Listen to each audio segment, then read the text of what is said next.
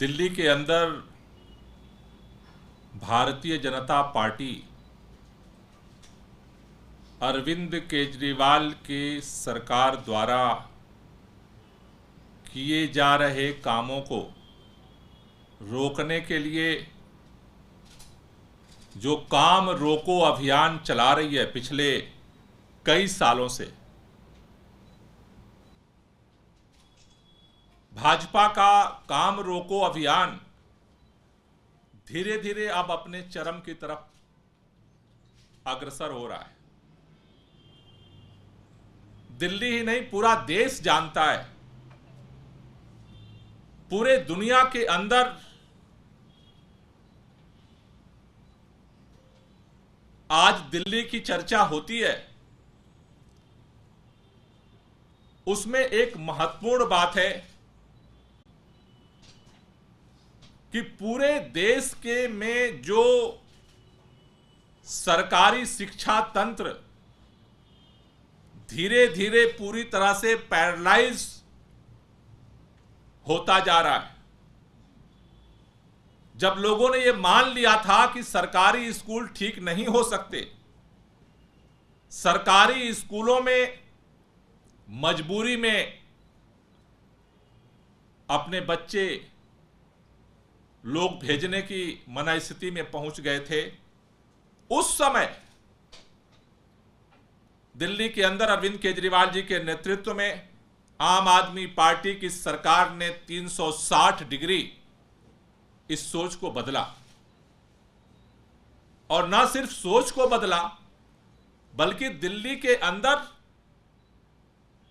इस बात को हकीकत में सच करके दिखाया कि सरकारी स्कूल जहां पर आमतौर पर गरीबों के बच्चे बच्चियां पढ़ने जाते हैं, वो सरकारी स्कूल प्राइवेट स्कूल से बेहतर बन सकते हैं, बेहतर शिक्षा मिल सकती है, बेहतर रिजल्ट दे सकते हैं। और जो सरकारी स्कूलों में परिवर्तन की जो खुशबू है, देश की राजधानी दिल्ली से पैदा हुई, वो खुशबू न सिर्फ देश में फैली, बल्कि उसकी खुशबू पूरे दुनिया ने महसूस किया। और उसका सबसे बड़ा उदाहरण है कि दिल्ली के अंदर जब अमेरिका के राष्ट्रपति आते हैं, केंद्र सरकार उनको बुलाती है, तो अमेरिका के राष्ट्रपति की पत्नी ये इच्छा व्यक्त करती हैं कि हमें दिल्ली सरकार के सरकारी स्कूल देखना है। क्यों देखना है? आज तक तो दुनिया के किसी भी राष्ट्राध्यक्ष और किसी भी विदेशी प्रतिनिधि ने आकर के भारत के किसी राज्य के शिक्षा व्यवस्था को देखने की, स्कूलों की देखने की तो इच्छा नहीं व्यक्त की, क्योंकि दिल्ली के अंदर पूरी दुनिया जिस सरकारी शिक्षा व्यवस्था के चैलेंज से जूझ रही है, दिल्ली ने उसका एक समाधान दुनिया के सामने प्रस्तुत किया। आज अपने बच्चा जब पैदा होता है तो मां बाप सबसे पहले यही सोचना शुरू करते हैं कि इसको बेहतर शिक्षा देनी है, किस किस स्कूल में हम उसका नाम लिखवा सकते हैं। वो प्राइवेट स्कूलों के नाम होते हैं। लेकिन दिल्ली के अंदर आज सरकारी स्कूल के बच्चों ने 1 साल नहीं, 2 साल नहीं, निरंतर लगातार दिल्ली के प्राइवेट स्कूलों से ज्यादा नंबर लाने का रिकॉर्ड बनाया है। लेकिन आज भारतीय जनता पार्टी अपने काम रोको अभियान के तहत दिल्ली के अधिकारियों पर मानसिक दबाव बना करके, कंट्रोल करके इस पूरे शिक्षा व्यवस्था को तहस नहस करने के अभियान में लग गई है, जिसका सबसे बड़ा जीता जागता प्रमाण सामने आया है। बिना किसी तथ्य के, बिना किसी अवलोकन के, बिना किसी मार्किंग के, एक साथ दिल्ली के रातों रात 5,000 टीचर्स को उठा करके दूसरे स्कूल में फेंक दिया गया।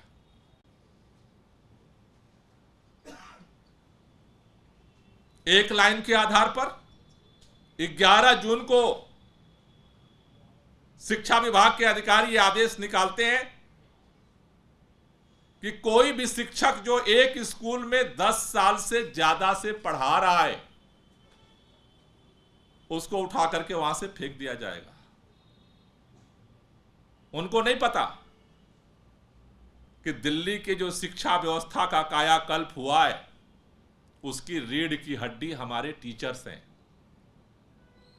देश में कहीं का भी सरकारी स्कूल का शिक्षक जाकर के बताता है मैं प्राइमरी स्कूल में, सरकारी स्कूल में पढ़ाता हूं, तो लोगों को एक ही बात समझ में आती है कि वहां तो पढ़ाई नहीं होती। लेकिन आज दिल्ली सरकार का टीचर अगर देश में कहीं भी जाता है, लोगों को पता चलता है ये दिल्ली सरकार के सरकारी स्कूल का टीचर है, तो लोग उसे सम्मान की दृष्टि से देखते हैं। देश में और पूरे दुनिया के प्रमुख संस्थानों में इन शिक्षकों की ट्रेनिंग करके यह कायाकल्प हुआ है दिल्ली के सरकारी स्कूल का। और दिल्ली के नहीं, पूरे देश के सरकारी स्कूलों को बर्बाद करने का काम किया अफसरशाही ने। अफसरशाही के मनमाने तरीके से बिना तथ्यात्मक आधार पर किए गए प्रशासनिक डंडे ने सरकारी स्कूल को तहस नहस किया है। ट्रांसफर पोस्टिंग के भ्रष्टाचार के उद्योग ने सरकारी स्कूलों को तहस नहस किया है। दिल्ली के अंदर इसी चीज को पलटा गया। शिक्षकों को सम्मान दिया गया, उनको फ्रीडम दिया गया, उनको ट्रेनिंग दी गई, उनको यह बोध कराया गया कि ये बच्चे और ये स्कूल आपके हैं। उसके साथ उनके इमोशंस को जोड़ा गया, जिसका परिणाम हुआ कि वही टीचर उन बच्चों को अपना समझने लगे, उनको प्यार देने लगे, उनको शिक्षा देने लगे, और दिल्ली ने इस रिकॉर्ड को कायम किया। आज ये मूल्यांकन किए बगैर ये बात तो समझ में आती है कि अगर किसी स्कूल में किसी टीचर की मार्किंग, पढ़ाने का परफॉर्मेंस उसका अच्छा नहीं है, आप उसको ट्रांसफर करते हैं, ये बात समझ में आती है। लेकिन एक लाठी से एक रात में रातों रात 5,000 शिक्षकों को उठा करके उन टीचरों के, वहां के बच्चों के साथ इमोशन जुड़े हुए हैं। किस बच्चे का क्या माइंडसेट है वो टीचर जानता है। अब जब नया दाखिला, नई पढ़ाई का सेशन शुरू हो रहा है, आपने उठाकर फेंक दिया, आपको कोई इससे मतलब नहीं है। एक बच्चे को, गरीब परिवार के बच्चे को उसके मानसिकता से जुड़ना, उसके मां बाप को एजुकेट करना, पेरेंट्स मीटिंग में उन्हें गाइड करना और उन बच्चों को पढ़ाने के लिए मेंटली तैयार करना, ये एक दिन का प्रशासनिक डंडे से नहीं हुआ है।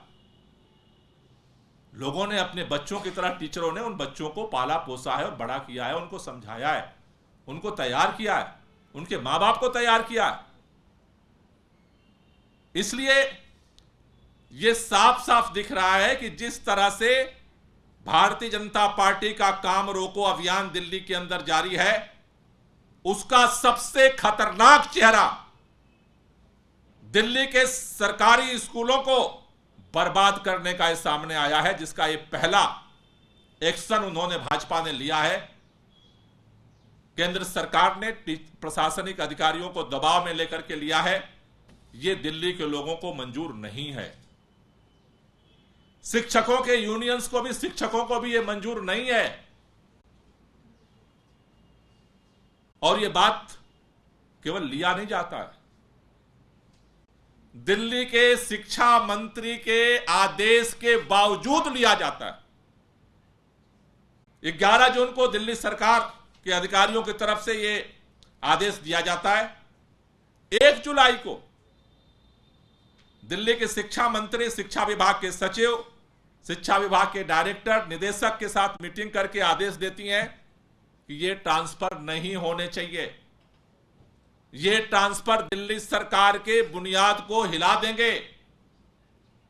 छात्रों और जो टीचर्स का इमोशनल बाउंडिंग है उसको तोड़ देंगे। लेकिन दिल्ली के शिक्षा मंत्री के आदेश के बावजूद 2 जुलाई को रातों रात 5,000 शिक्षकों को उठा करके फेंक दिया जाता है। मेरी हाथ जोड़ करके भाजपा के नेताओं से विनती है, एलजी साहब से हमारी गुजारिश है कि आप भाजपा के काम रोको अभियान का हिस्सा बन करके दिल्ली के बच्चों के भविष्य पर लात मत मारिए। इस ट्रांसफर को तुरंत रोका जाए और जो चारों तरफ से आवाज उठ रही है ये ट्रांसफर पोस्टिंग भ्रष्टाचार के लिए किया गया है, इसका सिर्फ और सिर्फ एक मकसद है। ट्रांसफर पोस्टिंग का उद्योग इसलिए शुरू किया गया है कि इसमें पैसा खाया जा सके। इसको तुरंत रोका जाए और इस पर तुरंत जांच बिठाई जाए। जो भी इसके लिए दोषी हैं उनके ऊपर कार्रवाई किया जाए। ये निवेदन आम आदमी पार्टी का केवल नहीं है, ये दिल्ली के केवल शिक्षकों का नहीं है, ये दिल्ली के उन हजारों हजार बच्चों और उनके परिवारों का है। प्लीज, सब कुछ आप रोक रहे हो, कम से कम बच्चों के भविष्य को तो मत रोको। बहुत मुश्किल से यह काम दिल्ली ने हासिल किया है, बहुत मुश्किल से हासिल किया है। प्लीज, देश के इन बच्चों के भविष्य के साथ आप खिलवाड़ ना करें। इसको तुरंत एलजी साहब हस्तक्षेप करके इसको रोकें और जो भ्रष्टाचार का आरोप लग रहे हैं इसकी तुरंत निष्पक्ष जांच किया जाए और जो भी आरोपी हैं उनके खिलाफ सख्त कार्रवाई किया जाए। कम से कम ये कलंक भाजपा अपने सर पर न ले कि कामों को रोकते रोकते इतना चस्का लग गया है कि अब बच्चों के भविष्य को भी दांव पर लगाएगी। मेरी हाथ जोड़ करके विनती है, इस काम रोको अभियान को कम से कम बच्चों से दूर रखिए। धन्यवाद।